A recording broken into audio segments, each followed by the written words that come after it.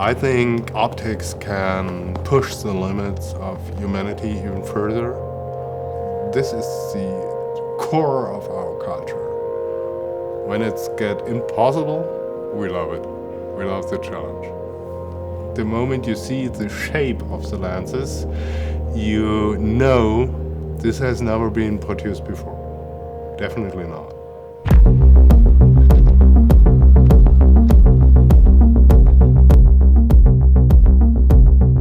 When we talk about this project with Nike, first of all, it was of course we're very honored. It was a completely new idea. So the first impression was unbelievable design, very challenging. We knew that this project would have been much more difficult than normal projects. In terms of lens, all the sunglasses have the same geometrical shape. It can be spherical, it can be cylindrical, but anyway it is a geometrical shape. In this case, we developed an artistic shape. My biggest fear was very simply that we wouldn't be able to make it. Everything is so new and you need to build new molds and you need to rethink basically optics. Basically you are creating a final sunglasses only by injection.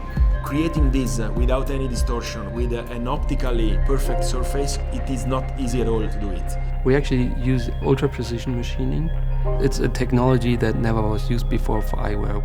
If you imagine like Germany from outer space and you just zoom in until you see the eye of a fly, that's what the nanometer would be compared to the meter. The roughness has to be just a couple of nanometers. The key thing for an athlete is always to go beyond their limits. So we are trying to develop something beyond any limits, even for color and performance for athletes. Normally when you develop a contrast tint, your eyes is very stressed, your heart rate increases a lot, but in this case you increase the contrast, but in the same time you relax your vision. We have never done something like this. One of the remarkable moments was our lens designer in US called me, middle of the night for us. He gave me a call and said, Timo, I really think we cannot make it, yeah? The combination of optics and aesthetic, it's so hard.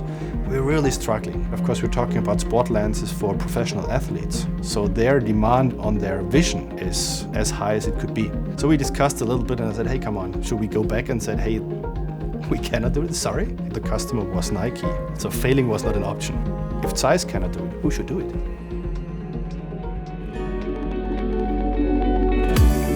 The most fun on this project, I think at the end of the day, was when we saw the first prototype works. The first injected lens is a sort of event, so it's the finalization of a very long period of stress. And say, okay, now the first baby is born.